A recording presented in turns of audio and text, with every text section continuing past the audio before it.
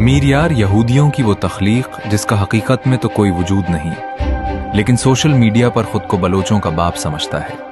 उस शख्स ने हाल ही में बलोचिस्तान की आज़ादी का भी ऐलान किया था और खुलेआम यहूदियों को पाकिस्तान पर ऐलान जंग करने की भी तलकीन करता रहा। क्या आप जानते हैं कि मीर यार बलोच बाकायदा तौर पर आम आवाम के सामने 2023 में एक ट्विटर अकाउंट के जरिए मुतारिफ कराया गया और 2025 में बाकायदा तौर पर उसने अपने मुंह के साथ कुत्ता बांधकर पाकिस्तान के खिलाफ जहर भौंकना शुरू कर दिया। और क्या आप ये जानते हैं कि 2025 में ठीक इसी वक्त जब ये अकाउंट बाकायदा तौर पर ट्विटर पर अपनी सरगर्मियां शुरू कर रहा था,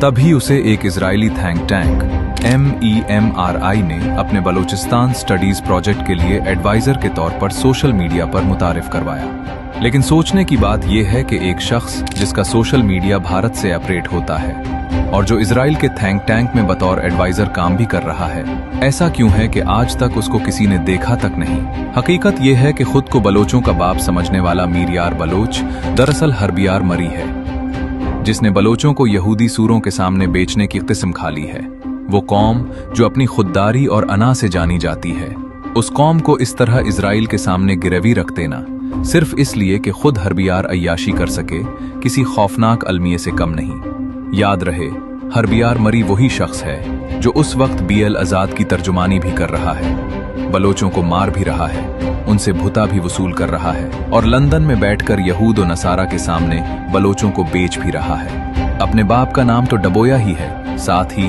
अपनी कौम के साथ गद्दारी की वो तारीख रकम की जो कोई दल्लाल अपनी पूरी जिंदगी की दल्लाली करके भी न कर सके।